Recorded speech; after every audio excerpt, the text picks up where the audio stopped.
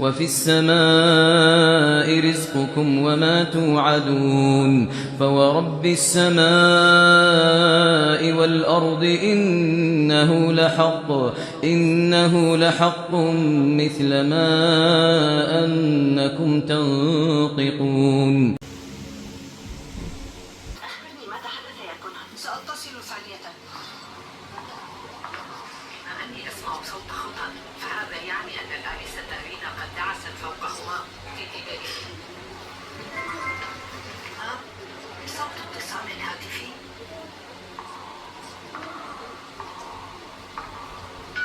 مستحيل. نعم، لا مشكلة لدي.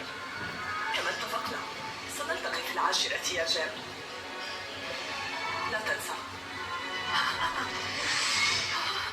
السلام عليكم ورحمة الله وبركاته. كيفكم يا صبايا؟ شو الأخبار؟ إن شاء الله يا رب تكونوا بخير وصحة وراحة بال دايما يا رب. واليوم أنا عند أختي، وهي القطط المشاغبة تبعوتي اللي بتحطهم برا وهن اللي بيفتحوا الشباك وبفوتوا لجوا. المهم حابة أخدكم معي بالمشوار اللي رحته عند أختي. خليكم معي لنهاية الفيديو لتشوفوا باقي التفاصيل. طيب مبدئيا نحن مو بنفس اليوم اللي كنت فيه عند أختي، هذا قبل بيوم. والطريق اللي هلأ عم بتشوفوه هو طريق لصيدنايا. هلأ نحن طالعين باتجاه تلفيتا.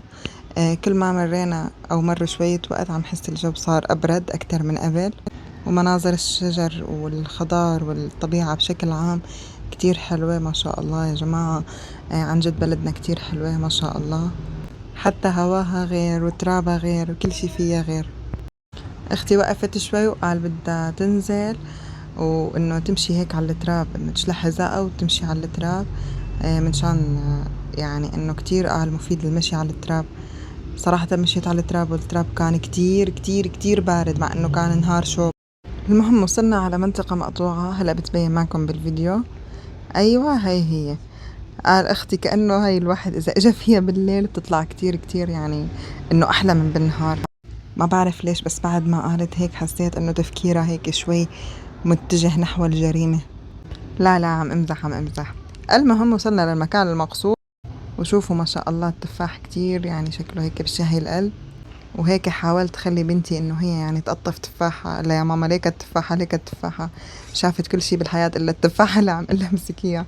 اخر شي استعنا بصديق من شان انه هي تمسك التفاحة وتقطفها، طبعا بنتي الصغيرة. المهم ما وقفنا ولا مشينا كتير، كانت مجرد مرقة طريق تغيير جو أو مثل ما بيقولوا شمة هوا، ورجعنا على البيت. كانت أختي عم بتخبرني نحن وبالطريق إنه جايبة كمية من الكتب وما بعد ما بتعرف وين بدها تحطهم، يعني مكركبين للخزانة خلينا نقول. فقلت لها لا ولو مو معقول، خلاص عندي الحل. المهم جبت هالكرتونة وبلشت قصة هيك مثل شرايط. أنا كان نفسي يعني جيب كرتون مضغوط بس لا ما لقيت الصراحة، يعني هذا هو اللي توفر عندي. والشريطة هيك حسيتها إنه شوي قصيرة لزقتهم ببعض، وقبل ما ألزقهم ببعض أو أوصلهم يعني حاولت هيك لفلفها من شان سهولة التحكم فيها. بس هيك يعني بتلفيها رولات هيك صغيرة وبتتركيها حتى لو فردت عادي مو مشكلة، بس بتكون يعني الكرتونة طريت. ومثل ما قلت لكم حسيتها شوي قصيرة فوصلتها كل تنتين هيك مع بعض، وبلشت تجيب الخيط الخيش الناعم، ولفيت فيه الكرتونة أو شرايط الكرتون كلياتها طبعا مع مساعدة صديق اللي هي أختي، واجوا الأولاد لحتى يساعدونا بس ما عجبني شغلهم فقلت له لا خلاص يسلموا ايديكم. بالنسبة للقاعدة جبت كرتونة على شكل مستطيل، حطيت تنتين طبقتين فوق بعض ولزقتهم بالسيليكون وغلفتها بالقماش. هلا اي قماش ممكن يصير عندكم، انا عندي هاي القماشة فحطيت فيها. وعلى فكرة ممكن بالقاعدة يعني إذا عندكم شي صينية منزوعة ممكن تستخدموها إنه هي قاعدة، يعني هالفكرة كتير سهلة ولذيذة. وبالعكس إذا كانت صينية إنه شي بلاستيك إنه بترجي يعني ماكنة أكتر.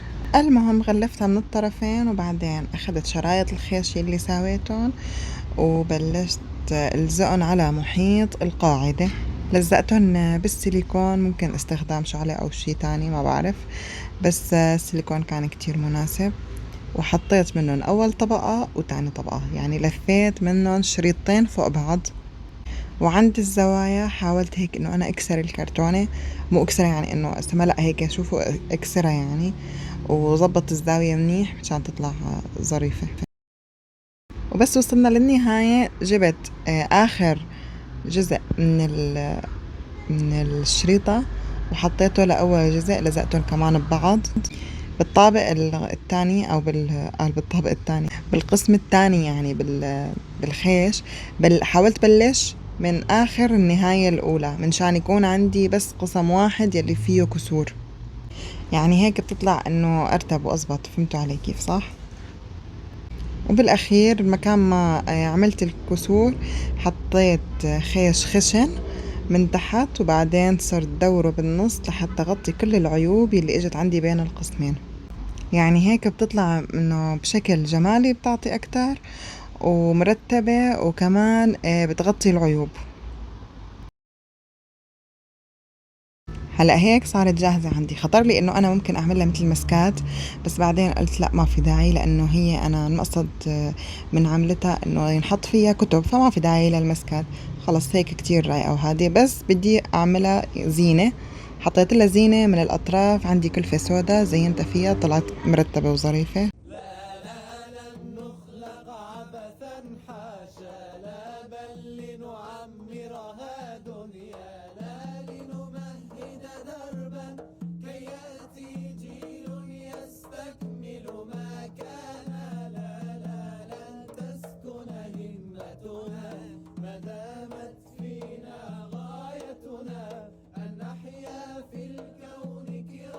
وهيك خلصت منظم الكتب يلي عملت لها يا لأختي. إذا عجبكم خبروني، هي كتير عجبها الحمد لله، والكتب وسعوا ما أحلاهم الحمد لله. وبعدين كالعادة الجوع يتحدث، فأخذنا تشكيلة من عند مطبخ أختي التانية أمنا المزيونة. أخذنا شوية كبة على شوية ششبرك ويالنجي، عملنا باشا وعساكرو مع الكبة المقلية. طريقة القلي كتير بسيطة، بده يكون الزيت كتير كتير حامي، بعدين بتشمعوها بتشيلوها، وبعدين بترجعوا بتقلوها على نار وسط، وبإذن الله ما بتفرط معكم أبدا. ساوينا أطيب صحن فتوش بالعالم. والله ظريفة فكرة الأكل المفرزها، يعني على السريع الواحد بيجيبه مثل ما هو وبيقليه وبياكل أحلى سفرة. هيك بيكون خلص فيديو اليوم. إذا عجبكم الفيديو لا تنسوا اللايك والمتابعة، ولا تنسوا تكتبوا تعليق حلو تاخدوا عليه أجل لو حدا غيركم قرأه، مثل معلومة دينية أو ذكر أو دعاء أو أي شي تاني. لا تنسوا تكتبوا لي شو بتحبوا يكون الفيديو الجاي، وأكيد لايك واشتراك لو عجبكم الفيديو. والسلام عليكم ورحمة الله وبركاته. بشوفكم فيديو جديد.